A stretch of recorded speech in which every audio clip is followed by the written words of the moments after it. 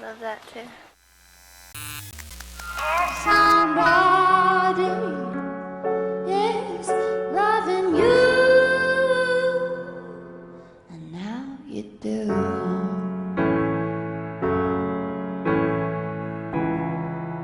Radio on.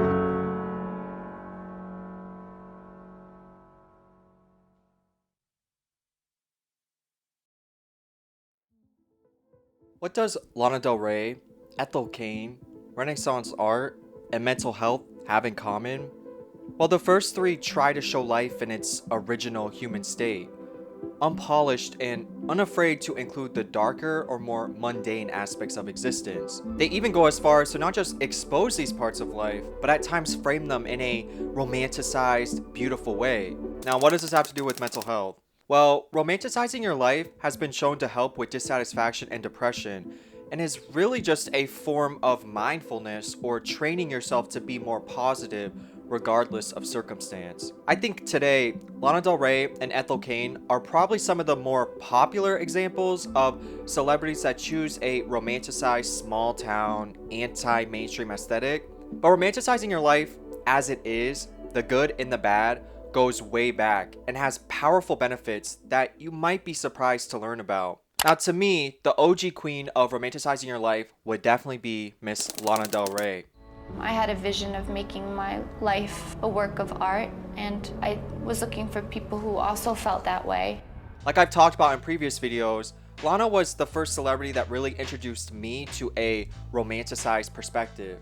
Before I knew about Lana, I was submerged in the hyper materialistic mainstream and thought that my life could never have significance as it was. Like what we are shown through popular media, I believed a life filled with nice, expensive things and devoid of darkness or struggle was the only one worth appreciating. This all changed when a friend introduced me to Lana Del Rey. Blue jeans, white shirt. Ever since I heard the somber vocals and dramatic strings of Blue Jeans that one summer day in 2012, I was hooked. Lana was, and honestly still is, such a paradox to me. Sad music has always obviously been a thing, but to me, it was usually too boring or too emotional. Like it was too efficient at being sad and didn't have enough nuance, and therefore to me, it wasn't accurate. Life tends to have ups and downs, ebbs and flows, and it's really never all good or all bad. And so I've always disliked music that immersed too heavily in one sound, be it happy or sad. But to me, Lana was different. Lana's songs were almost like Greek tragedies. They were diverse and had moments of appreciation and happiness, followed by shattering disappointment and sadness. They were unafraid to indulge in the darker aspects of life, while at the same time subverting expectations by painting those same aspects in a beautiful,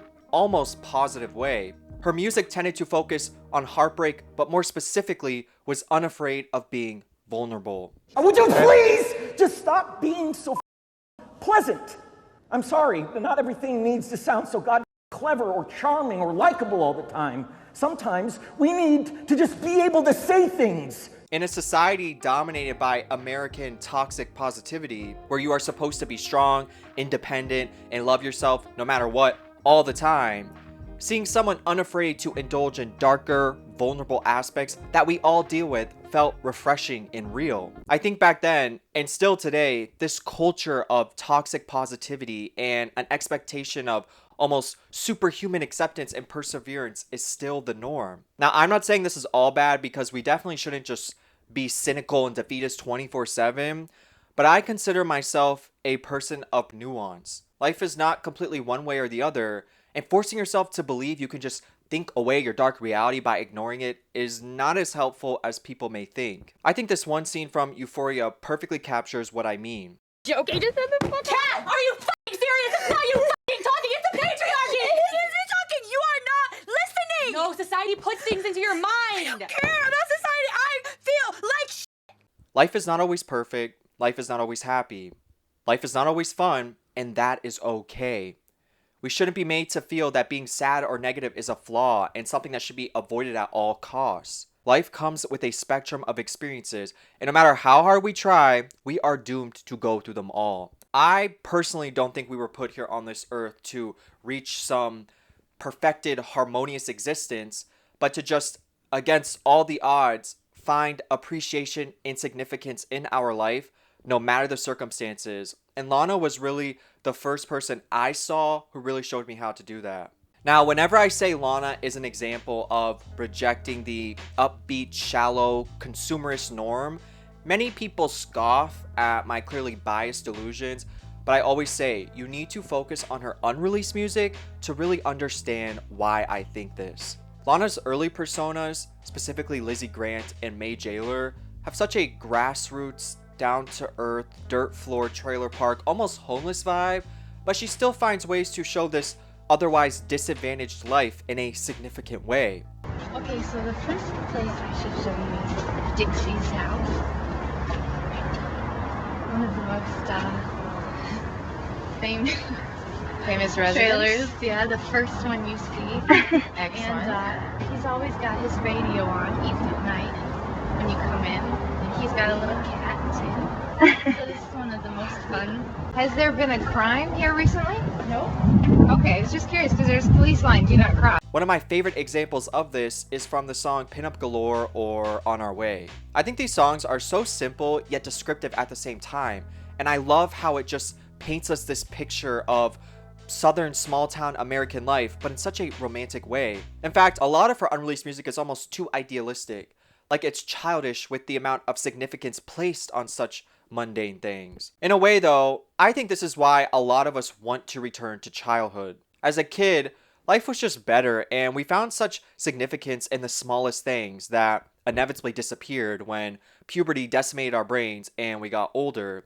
But in Lana's unreleased music, I see a return to this. A way of shifting our perspective to being more present and recognizing the inherent beauty that is all around us all the time. Another artist that reminds me of reclaiming your narrative is Ethel Cain. Ethel Cain's first studio album, Preacher's Daughter, navigates Southern Americana Baptist culture using a character named Ethel Cain. This album was a conceptual one, with the character Ethel Cain being created by and loosely based off of Hayden Silas. Now, Preacher's Daughter explores many different themes, including abuse, the American dream, mental health, and religious extremism. And honestly, the whole idea of creating a character to tell a story through an album is a fascinating one that I'm planning on analyzing much deeper in my next video.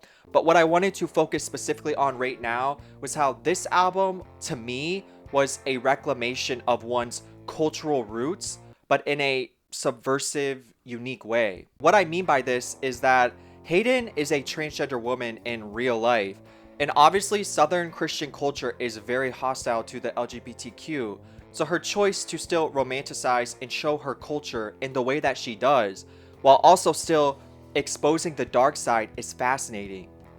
God loves you, but not enough to save you.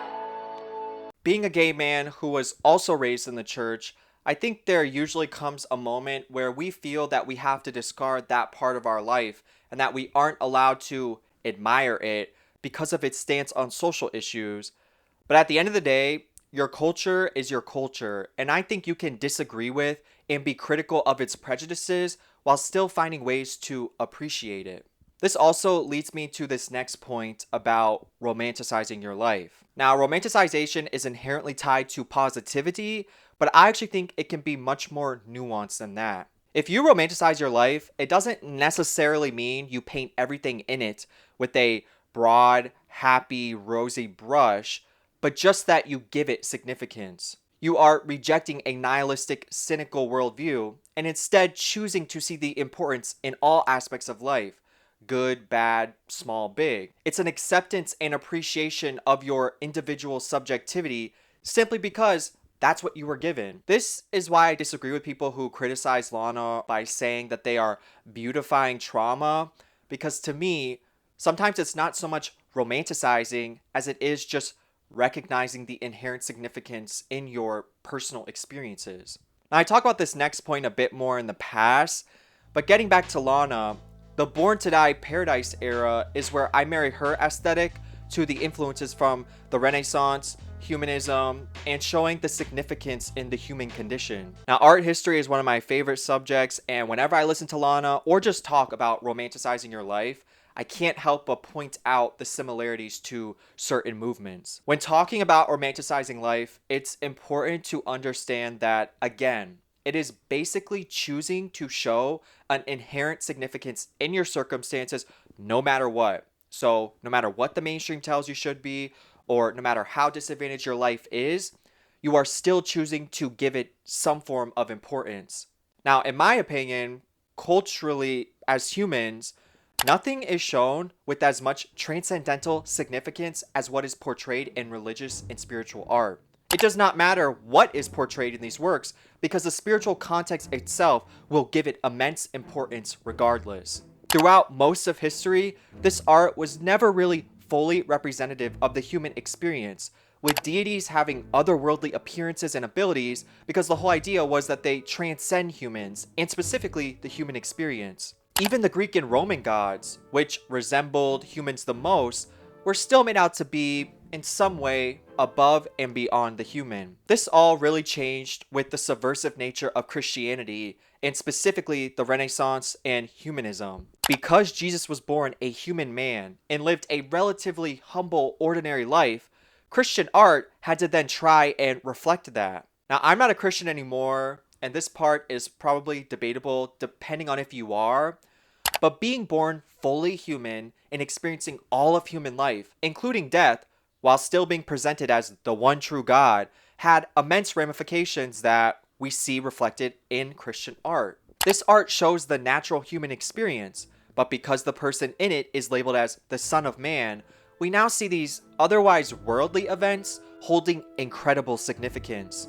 The Son of God being born in the most humble of ways, in a manger surrounded by barn animals. Depictions of motherhood, supper, conviction, and even death and grief are presented in a way that now feels incredibly beautiful and significant. What is so interesting to me about Christian art is that because Jesus was human, it becomes an almost intermediary, allowing us to see and experience the divine but through a relatable, mundane human lens. By depicting the one supreme God as a fallible human man, we are shown our own lives' divine significance. There's a saying that I think perfectly sums up what I mean by this. God became human so that we might become God. Now, what the hell does this have to do with Lana Del Rey or romanticizing life? Well, I think her decision to attach such significance to such relatable events mirrors what is done in Christian art, especially her use of cinematic strings and ethereal vocals, which help to make her music feel almost biblical with its significance.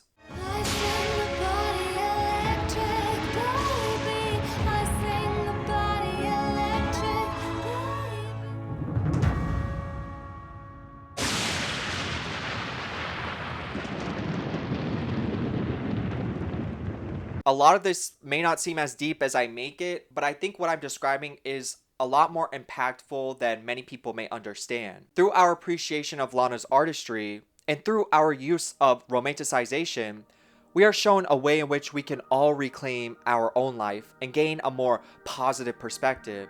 And even though I'm clearly a Lana fan, this is not just my bias talking. Romanticizing your life has very real, documented benefits. Choosing to view your life through a romanticized perspective is basically a form of mindfulness. Mindfulness is typically associated with meditation and is defined by Oxford as a mental state achieved by focusing one's awareness on the present moment while calmly acknowledging and accepting one's feelings, thoughts, and bodily sensations, used as a therapeutic technique. In other words, it's simply a way of accepting your life and situation in the moment as is without judgment, which can lead to a more positive outlook. Now, this can be hard for many people to do, but romanticizing your life can be a tool or first step in helping you to achieve that. You know, after 11:30 in LA, it's really, really quiet. It's awesome. It's just, yeah, even going down Sunset, which for some reason I always find so amazing. Like if you're driving after 12 a.m.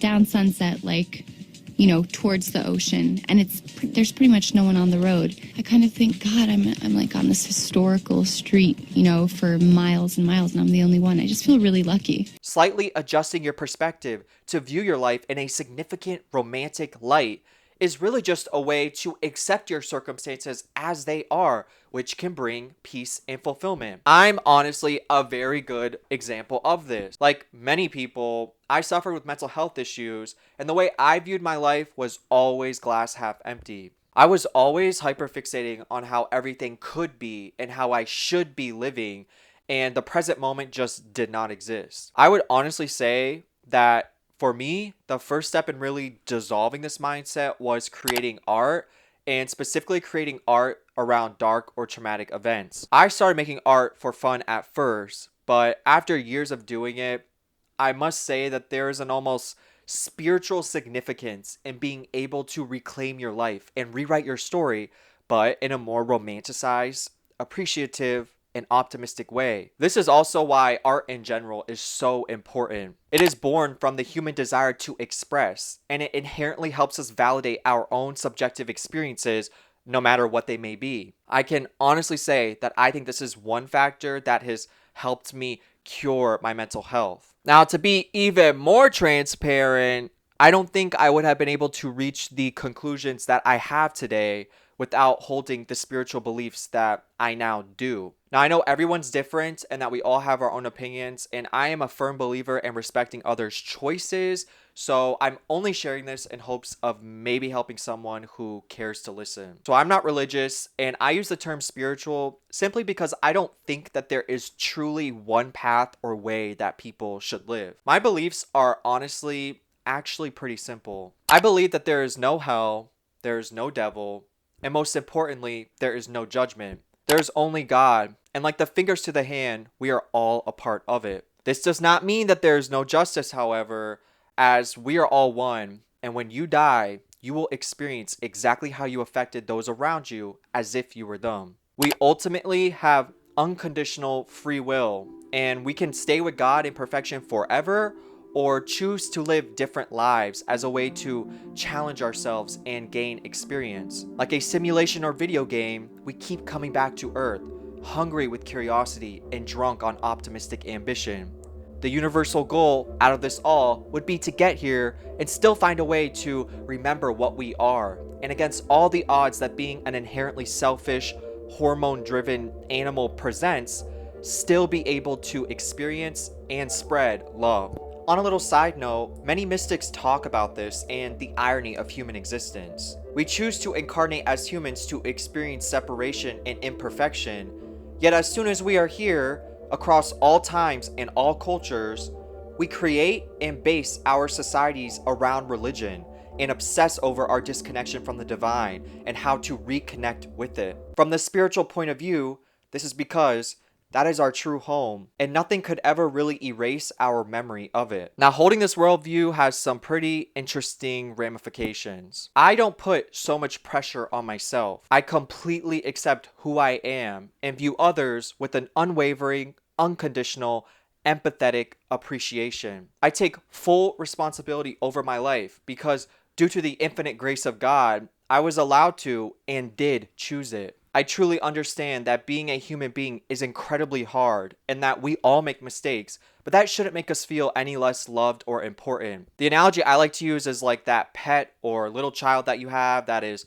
always fucking everything up and very mischievous, but that as an adult, you could never really be angry at them or judge them or hate them because you just appreciate them and understand them from a more mature, deeper perspective. But most importantly, out of this all, this mindset has helped me really romanticize and view my life with importance because there is no objectively better one. Life is about experience itself, so I face all the challenges I receive with optimism and gratitude. And just so you all know, these words are not coming from someone that has had some perfect life, because I have suffered immensely and gone through things that, as open as I am, I still cannot talk publicly about. Even as recently as a couple weeks ago, I experienced something pretty traumatic, but I honestly shocked myself with how much I submitted to it and viewed it as an exciting opportunity to experience and learn from, instead of allowing myself to sink into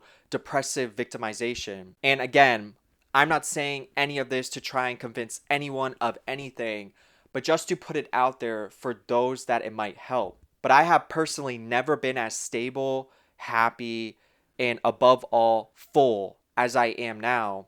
And I think besides my beliefs, romanticizing my life also played a big part in that. There is truly nothing as empowering as taking back control over your life and immersing yourself in the present moment to recognize the beauty and significance in your own individual experience. When you reject the lie that you need so much more to be happy and instead start viewing the world as romantic and full of endless significant opportunity, you will be shocked with how much your struggles will melt away one by one.